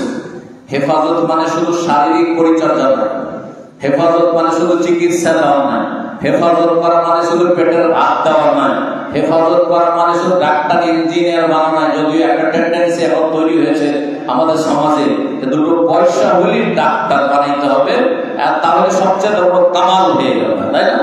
হ্যাঁ, তো না, ঠিক আছে, অবশ্যই প্রয়োজন আছে। আর তারপরে বহুমুখী আমাদের শিক্ষার প্রয়োজন রয়েছে, যাতে করে বহুমুখী খেদমত করতে পারি আর জাতি স্বাবলম্বী হতে পারে, অন্যের দ্বারস্থ কম হতে হয়। আল্লাহ যেন বোঝার এবং আমলের তৌফিক দান করেন। বলছিলাম যে সার্বিক ক্ষেত্রে বাপ মাকে ছেলে মেয়েদের আমানত রক্ষা করতে হবে। একটি হচ্ছে দুনিয়াবী আমানত, পার্থিব আমানত, আরেকটি হচ্ছে পারলৌকিক আমানত বা দ্বীনি আমানত। কোনটা বেশি গুরুত্বপূর্ণ? দ্বীনি আমানত। কারণ ছেলে মেয়েদের দিনটা যদি সুন্দর করে দেন, আখিরাতটা যদি সুন্দর করে দেন, তাহলে সে যদি দুনিয়াতে রুজি রিজিকের কষ্টও থাকে, তো দুনিয়া থেকে বিদায় নিলে টেম্পোরারি জিন্দেগি, কতদিন বাঁচবেন, কতদিন বাঁচবেন? যারা এখানে আছেন 100 বছর পরে কাউকে খুঁজে পাবেন না, সবাই মাটির তলে আমরা থাকবো। খুব বেশিও যদি বাঁচেন, কতদিন বাঁচবেন? 100 বছরের বেশি। 100 বছর পরে আমাদের কাউকে খুঁজে পাওয়া যাবে না। জি, সব দুনিয়া থেকে বিদায় নেবেন, নতুন প্রজন্ম কেউ আসবে দুনিয়া। আল্লাহর দুনিয়া চলতে থাকবে যতদিন আল্লাহ রাখবেন কিয়ামত পর্যন্ত, কিন্তু আমরা চলে যাব। তাহলে দুনিয়া কয়েকদিনের সামান্য কষ্ট, আপনাকে সবর করলেও ইবাদত আর শুকর করলেও ইবাদত। সুখে থাকলেও ইবাদতের রাস্তা খোলা আছে, আর দুঃখে থাকলেও ইবাদতের রাস্তা খোলা আছে। তাহলে আসল হচ্ছে কি? দুনিয়া না আখিরাত? আসল কি? আখিরাত। আখিরাতে কতদিন থাকতে হবে? জান্নাতে, জান্নাতীদেরকে জান্নাতে কতদিন থাকতে হবে? সময়কাল আছে না? খালিদিনা ফিহা, চিরকাল সেখানে। জাহান্নামে, সেখানেও চিরকাল কাফেরদের জন্য, আর মুসলিম পাপিষ্ঠদের জন্য কিছু কাল, দীর্ঘকাল, বহুকাল। বুঝা গেছে না? কিন্তু জন্মসূত্রে মুসলিম না, বহু জন্মসূত্রে মুসলিম আছে যার ঈমান ভঙ্গ করে এক গেট দিয়ে জন্মসূত্রে ঢুকেছিল, আর এক গেট দিয়ে বেরিয়ে গিয়ে মুরতাদ হয়ে অনেক দূরে চলে গেছে, তাদের জন্য চিরকালের জাহান্নাম আছে। সুতরাং কখনো এটা মনে করিয়েন না যে আমি মুসলিম ঘরে জন্মেছি, একদিন না একদিন জান্নাত পাবো। এই ধারণা যে আছে, বিশেষ করে আমাদের আহলে হাদিস সমাজে, এই ধারণা মগজ থেকে মুছে ফেলে দিতে হবে। যদি সর্বনিম্ন জান্নাত যাওয়ার যোগ্যতা থাকে, তখনই জান্নাত যাওয়া সম্ভব। আর যদি সেই যোগ্যতাও হারিয়ে ফেলেন নাওয়াকিজে ঈমানের মাধ্যমে, যে কোনো একটি নাকিজে ঈমান, ঈমান ভঙ্গকারী কারণের মাধ্যমে, তাহলে আপনি এটা মনে করিয়েন না যে পাপী তাপী হইলেও, যেমন আমাদের সঙ্গে বেনামাজিরা বলে মুসলমান যখন একদিন না একদিন জান্নাত তো পাবো না। না, ভুল ধারণা আছে, ভুল ধারণা আছে। রমজান বোঝার তৌফিক দান করেন। তো বলছিলাম যে আমানত ছেলে মেয়েদের ক্ষেত্রে রক্ষা করতে হবে। আখিরাত, দিন আগে রক্ষা করুন ছেলে মেয়েদের। আপনার ছেলে যাতে দিনদার হয়, কমপক্ষে ফরজ আদায় করুন। ডাক্তার বানান, ইঞ্জিনিয়ার বানান, নেতা বানান, কিন্তু তাকে মুসলিম বানাইতে হবে। আর মুসলিম বানাইতে হলে সেই আকীদা মানহাজের বানাইতে হবে, জঙ্গি বানাইলে হবে না, আর শিথিলপন্থী সেকুলার বানাইলে হবে না, আর আপনাকে বেনামাজি বানাইলে হবে না। আমার ছেলে ডাক্তার হয়েছে, নামাজ পড়ে, ও পড়ে, কি বলছে, পড়ে, মানে মাঝে মধ্যে কখনো মন চেয়ে নিলে পড়ে, জুম্মা জুম্মা একটা করে জুম্মা পড়ে না। না, এই দিয়ে কাজ হবে না। আগে মুসলিম বানান, আগে 5 ওয়াক্ত নামাজি বানান, তারপরে দুনিয়ার একবার আকাশে উঠিয়ে দেন, কোনো অসুবিধা নেই। এই জন্য নবী সাল্লাল্লাহু আলাইহি ওয়াসাল্লাম দোয়া রয়েছে, আল্লাহুম্মা আসলিহ লানা দীনানা আল্লাযী হুয়া ইসমাতু আমরিনা ওয়া আসলিহ লানা দুনিয়ানা আল্লাতী ফিহা মাআশনা, দুনিয়া একবার, ওয়া আসলিহ লানা আখিরাতানা আল্লাতী ফিহা মাআদুনা। যদিও বহু বচন বললাম, হাদিসে এক বচন আছে, কিন্তু হাদিসে ওয়াহিদের ছেলে আছে। তো আখিরাতের কথা কয়বার বলা হয়েছে? 2 বার, মানে দিন আর আখিরাত, তাহলে 2 বার হয়ে গেল। আর দুনিয়ার ক্ষেত্রে একবার শুধু বলা হয়েছে। তাহলে দুনিয়া নিচে থাকবে, দুনিয়া মানে নিচে, দুনিয়া মানে তুচ্ছ, দুনিয়া মানে কাছে, সুতরাং নিচে থাকবে। আর আখিরাত, দিন আপনার উপরে থাকবে। এটা বুঝার আল্লাহ রাব্বুল আলামিন তৌফিক দান করেন। এইভাবে আপনার ছেলে মেয়েদের আমানত আগে, আপনার ছেলেকে আগে নামাজি বানান, তারপরে দুনিয়ার সুশিক্ষিত বানান, চরিত্রবান বানান। আল্লাহ যেন তৌফিক দান করেন। 6 নম্বরে যে বিষয়টি বলবো সেটা হচ্ছে বাইতুল মাল। বাইতুল মাল বুঝেন? কোন মাদ্রাসার ছাত্র বলবে বাইতুল মাল মানে কি, তরজমা শুধু জিজ্ঞেস করছি। তো সহজ কথা, আমি কিছু কিছু পরীক্ষা করে আমার শ্রোতা ভাইদের বা ছাত্র ভাইদের, হ্যাঁ কে বলছেন না বাইতুল মাল মানে করো, হ্যাঁ বাইত মানে হ্যাঁ ঘর, আর মাল মানে পয়সা। তো কি করে রাষ্ট্রীয় মাল কোন করে হয়ে গেল? আমি অর্থ মিলিয়েছি, শব্দের সাথে অর্থ মিলিয়েছি। বাইতুল মানে কি? বাড়ি, ঘর, বাইত। আর মাল মানে মাল, সম্পদ, সম্পদের ঘর। তো বাইতুল মাল আমাদের সমাজে কাকে বলে? মুসলিম সমাজে বাইতুল মাল কাকে বলে? এটা বাইতুল মালের পয়সা কাকে বলে? শব্দের সাথে যে মিল পাচ্ছে না খুঁজে। বাইতুল মাল মানে পয়সার ঘর। একটা ঘর আছে, ঘরে পয়সা আছে, তাই না? এটাই তো বাইতুল মাল হল। কেউ এটা যেমন সরকারি সম্পদ অথবা রাষ্ট্রীয় সম্পদ অথবা 10-10-এর টাকা, এই যে সহজ ভাষা আমাদের আঞ্চলিক ভাষায় কি, এটা 10-এর পয়সা, এই ফেতরার পয়সা, এই চামড়ার পয়সা, আর এই ওষুধের পয়সা, এগুলো হচ্ছে ধরেন বাইতুল মাল। তো কেন বাইতুল মাল বলা হয়? আসল আছে কি আছে এখানে? একটা শব্দ মাহজুফ আছে। আরো সহজ করে দিলাম, মাদ্রাসা ছাত্র আদৌ কে বলবো, মাদ্রাসা একটা শব্দ মাহজুফ আছে, উচ্চ আছে কি না? হ্যাঁ ওইভাবে না, বাইতুল মাল, বাইত মাল, আর আরেকটা শব্দ এখানে উচ্চ আছে, দেখছেন? হ্যাঁ বাইতুল মালিল উম্মাহ, হ্যাঁ কাছাকাছি চলে গেছে, কাছাকাছি চলে গেছে। আসলে বাইতুল মাল কখন কায়েম করা হয়? কে বলতে পারে? বাইতুল মাল কখন কায়েম করা হয়েছে? বাইতুল মাল নাম এই শব্দটা আসলে কোথেকে? ওমরের জামানায়। হ্যাঁ বলি তো, কিন্তু আমি আপনারা বুঝবেন না, সাধারণ মানুষ এটা বুঝবেন না। মাদ্রাসা ছাত্র বুঝে বাইতুল মাল, এটা জনগণের সম্পদ কি করে হলো, গ্রামের সবারই সম্পদ কি করে হলো, বা দেশের সম্পদ, জাতির সম্পদ, এটা কি করে আসলো?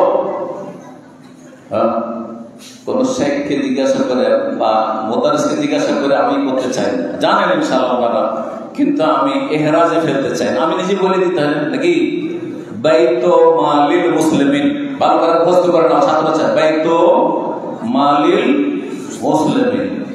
তাহলে জনগণের সম্পদ, দেশের সম্পদ, অথবা গ্রামের 10 জনের সম্পদ, অথবা মাদ্রাসার ফান্ডের টাকা, মসজিদের ফান্ডের টাকা, বুঝা গেছে না? যাকাত হোক, সাদাকাত হোক, ফিতরা হোক, ওষুধ হোক, অমুক হোক, যাই হোক না কেন, চাঁদার টাকা হোক, হ্যাঁ এই যে টাকাগুলি আমার কাছে জমা হইল, এটা কার টাকা? এটা হচ্ছে মালুল মুসলিমিন। কার? মুসলিমদের সম্পদ। কার সম্পদ? মুসলিমদের সম্পদ। ভালো করে মাথা শুনো, তাহলে বোঝা যাচ্ছে এখান থেকে আমানতের কথা বলতে চেয়েছি যে এটার মালিক শেখ মতিউর রহমান না। আমার কাছে যদি কোন মসজিদের টাকা জমা থাকে বা যাকাতের টাকা জমা থাকে, সেটা আমার নাই। কার টাকা? হ্যাঁ শুধু গ্রামের 10 জনের টাকা ও তো দিয়ে দিয়েছে, ও তো ফিতরা দিয়ে দিয়েছে, ধরেন জমা করে দিয়েছে, অথবা ও তো ওষুধ দিয়ে দিয়েছে, গ্রামে জমা করে দিয়েছে, একজন দায়িত্বশীল জমা করে দিয়েছে। কার টাকা? হ্যাঁ সমস্ত মুসলিমের টাকা। কার টাকা?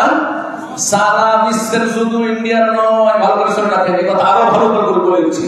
সারা বিশ্বের উম্মতে মুসলিমার টাকা, একটা টাকা যখনই কেউ সাদকা করলো আর আমার কাছে আমানত আসলো, হ্যাঁ তখন সেটি হয়ে গেল সারা বিশ্বের সমস্ত মুসলিমদের সম্পদ।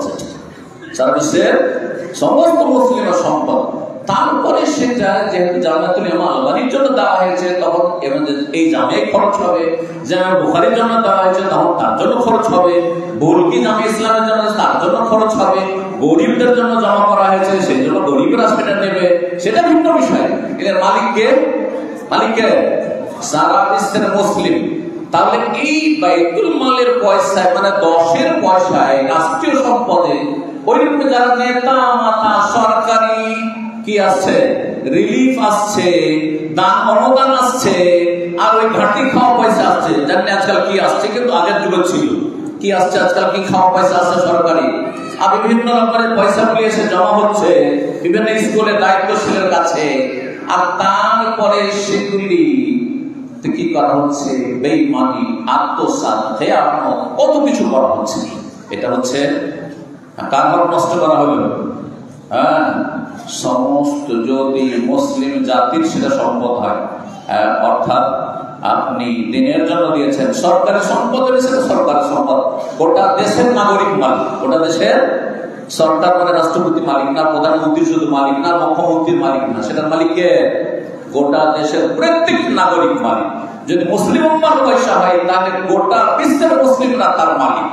সুতরাং আপনি যদি তাতে খেয়ানত করেন তাহলে হাসরের মাঠে বাদী হয়ে আসবে আপনার বিরুদ্ধে সমস্ত মুসলিম উম্মাহ, যে আপনি যাকাতের টাকা মেরেছেন, আপনি ফিতরার টাকা মেরেছেন, আপনি কুরবানির চামড়ার টাকা মেরেছেন, আপনি মাদ্রাসার টাকা মেরেছেন, আপনি মসজিদের টাকা মেরেছেন, আপনি নলকূপের টাকাকে নয়-ছয় করেছেন, একটা নলকূপ 3-4টা নলকূপ বানিয়েছেন, একটা এই দিক থেকে ওই দিক থেকে, একটা ওই দিক থেকে ছবি দিয়েছেন, আর এমন নলকূপ তৈরি করেছেন যেই নলকূপ পানি দেয় না, এমন নলকূপ তৈরি করেছেন যে নলকূপ পানি দেয় না। রাগ করবেন না, আল্লাহ হেফাজত করুন।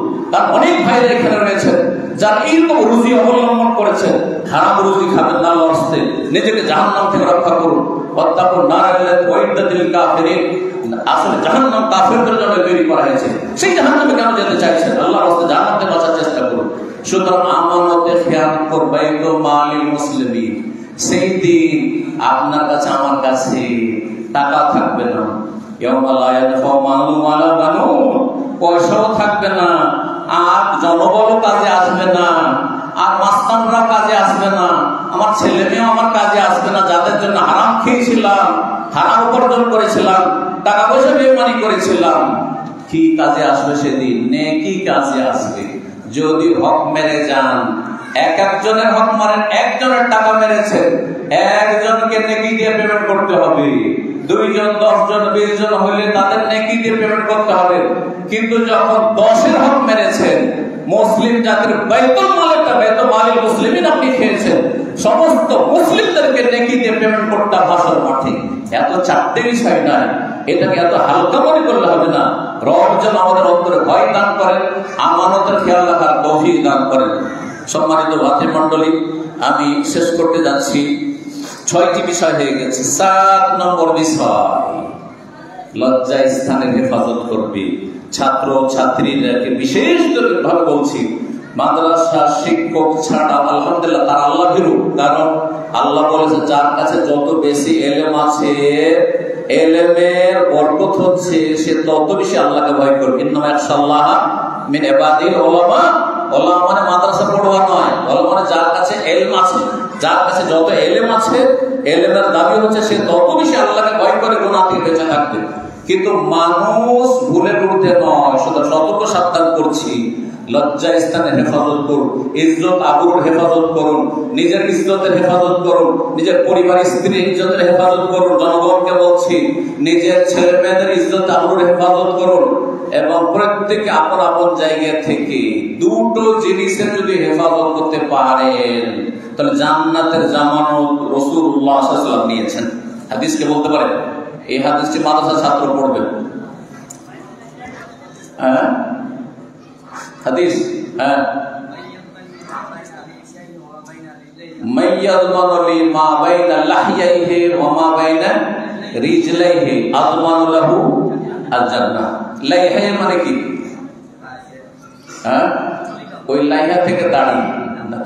হ্যাঁ বুঝছি, হ্যাঁ, দাড়ি যেহেতু এখানে আছে, যদি এই জবানের হেফাজত করতে পারেন, জিহ্বার হেফাজত, বাক শক্তির হেফাজত করতে পারেন। বাক শক্তির সাথে আমি আরেকটি ব্যাখ্যা বুঝেছি, সেটা হচ্ছে শুধু বাক শক্তির জবানের হেফাজত না, জবানের দুটো হেফাজত। এই জবান দিয়ে হারাম কথা বলবেন না, শিরকি কুফরি পাপের কথা, গুনাহের কথা, নোংরামি বলবেন না, ফাহিশা কথা বলবেন, কাউকে গালমন্দ করবেন, কাউকে কষ্ট দিবেন না। এই জবানের হেফাজত। আর জবানের আরেকটি হেফাজত হচ্ছে যে জবান দিয়ে হারাম খাবেন না, হারাম রুজির স্বাদ গ্রহণ করবেন। বোঝা যাচ্ছে না? কারণ যৌগ যে স্বাদ গ্রহণ করা এটা জিহ্বার কাজ। এই দুই দিক থেকে জবানের যদি হেফাজত করতে পারেন, আর ওমা বাইনা দিয়ে দুই পায়ের মাঝখানের হেফাজত মানে কি? দুই পায়ের মাঝখানের হেফাজত মানে লজ্জা স্থানের হেফাজত। কেমন করে? জুব্বা দিয়ে, কাপড় দিয়ে, শুধু আল খাল্লা দিয়ে না, মোটা শেরওয়ানি দিয়ে, কি দিয়ে? পায়জামা দিয়ে হবে না, লুঙ্গি দিয়ে হবে না, কি দিয়ে হেফাজত করতে হবে? কে বলবে?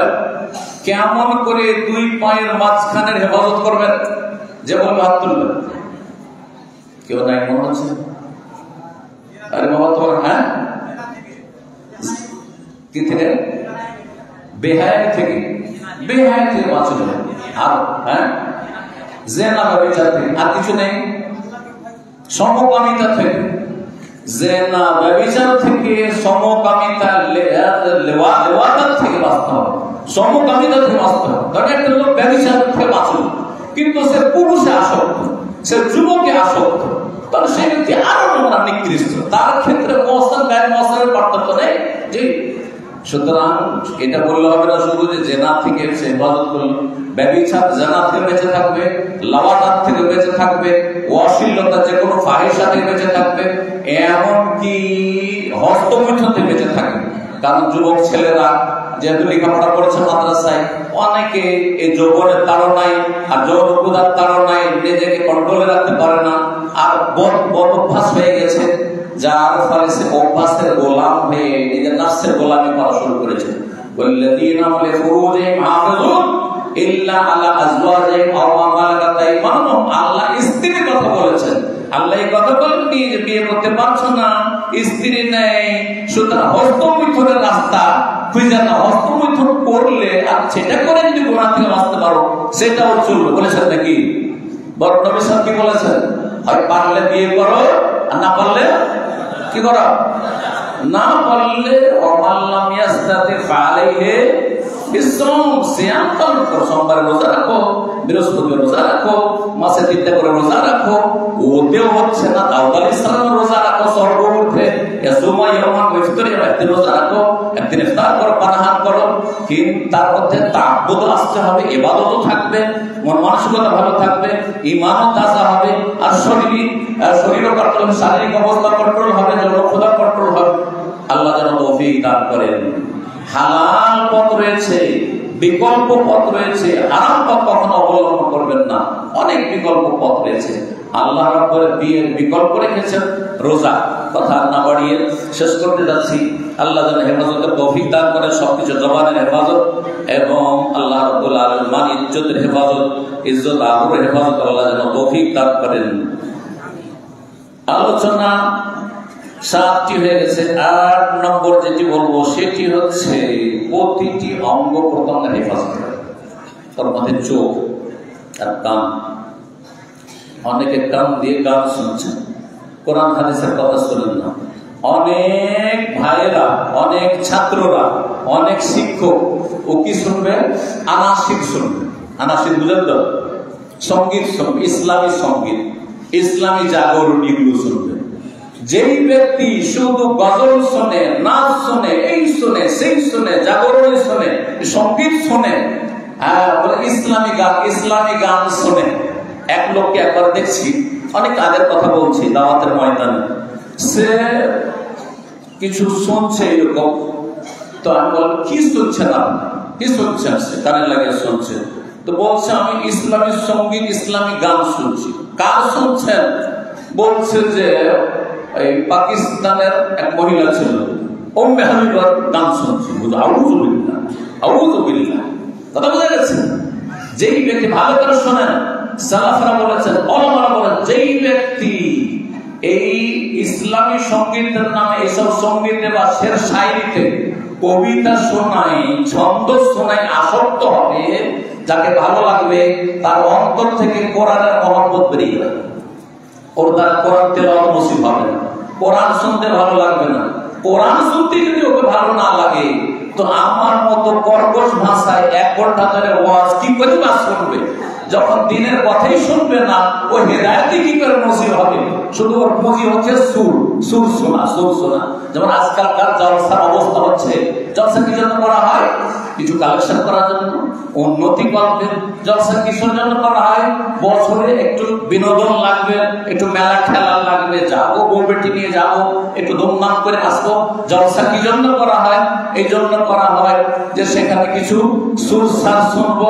ও ভালো লেগেছে, একজন এসেছিল না, এত সুন্দর ওয়াজ করেছে না, কি বললো যে সেটা বুঝিনি, কিন্তু সুরটা খুব সুন্দর, সুরটা খুবই সুন্দর। এ হচ্ছে জলসার অবস্থা। যার ফলে জলসার আগেই বলেছি যে জলসার কথা আমাকে কেউ বলবেন না আল্লাহর রাস্তায়। জি, তো বলছিলাম অঙ্গ প্রত্যঙ্গের হেফাজত করতে হবে। অঙ্গ প্রত্যঙ্গের হেফাজতে চোখ দিয়ে কত গুনাহ করছে না। আজকালকার নারী ফিতনা বড় ফিতনা, প্রাচীন যুগের বনি ইসরাইলের জামানার ফিতনা। আর এই উম্মতের ফিতনা, তিরমিজির হাদিসে যে পয়সার ফিতনা থেকে, আর নারী ফিতনা থেকে যেই ব্যক্তি বেঁচে থাকতে পারবে সে আজকাল জামানায় সফল। সোশ্যাল মিডিয়ার জামানায়, ফেসবুকের জামানায়, ইউটিউবের জামানায় আপনাকে নারী ফিতনা থেকে বাঁচতে হবে, পয়সার ফিতনা থেকে বাঁচতে হবে। আল্লাহ যেন তৌফিক দান করেন। এই চোখ রাস্তাঘাটে যেখানে যাবেন শুধু মহিলা, বেহায়া মহিলা, বেপরদা মহিলা, মাথা খুলে চুল খুলে একটা ওড়না পর্যন্ত নেই, টাইট কাপড় পরে আছে, আকর্ষণীয় লেবাস পোশাক পরে আসছে, আর যেন ফিতনা লিপ্ত করার চেষ্টা করছে। আল্লাহ কি হুকুম করেছেন? চোখটা নিচে করো, মাথা নিচে করো। শুধু মহিলারা মাথা নিচে করবে না, 2-3 উভয় পক্ষ মাথা নিচে করতে হবে। ওই তাদেরকে থাকবে না, ও কইলে আছে আমি করবো কি, ও বেহায়া চলছে না আমি করবো কি? এটা বৈধতার কোন কারণ নয় যে আপনার জন্য সেটা দেখা হালাল হয়ে গেল। এমনকি অমুসলিম মেয়েদের দিকে তাকানো ওই রকমই হারাম। ভালো করে মনে রাখবেন, এটা কখন মনে করবেন না যে অমুসলিম মহিলা যেহেতু শরীর খোলা চলাফেরা করছে সেজন্য দেখা জায়েজ হয়ে যাবে, কখনো জায়েজ হবে না। আল্লাহ যেন সংশোধনের তৌফিক দান করেন। আর তারপরে 8টি আশা করি হয়ে গেছে। 9 নম্বর যে বিষয়টি বলবো সেটা হচ্ছে, অনেকগুলি পয়েন্ট আছে আমার কাছে কিন্তু 10টি 9 নম্বর হয়ে গেছে। 10 নম্বর যেটি বলবো সেটা হচ্ছে দেশের আমানত রক্ষা করতে হবে। কি করতে হবে? দেশ হচ্ছে আমানত। আমরা ভারতের মানুষ, সুতরাং ভারতবর্ষ হচ্ছে আমাদের একটি কি যখন জন্মভূমি, মাতৃভূমি, এটি আমাদের দেশ। সুতরাং এই দেশ আমাদের প্রত্যেক নাগরিকের আমানত। সুতরাং এই দেশের কোনোভাবে ক্ষতি হোক, অর্থ সম্পদের ক্ষতি হোক আর নিরাপত্তার ক্ষতি হোক, যে কোনো ধরনের ক্ষতি হোক না কেন, এমন কাজ থেকে অনেক দূরে থাকতে হবে। এই শিক্ষা ইসলাম দিচ্ছে। সুতরাং মুসলিম কখনো চরমপন্থী হতে পারে না, মুসলিম কখনো জঙ্গি হতে পারে না, মুসলিম কখনো খারিজি হতে পারে না, মুসলিম কখনো ফাসাদি হতে পারে না। না না না, ফাসাদ।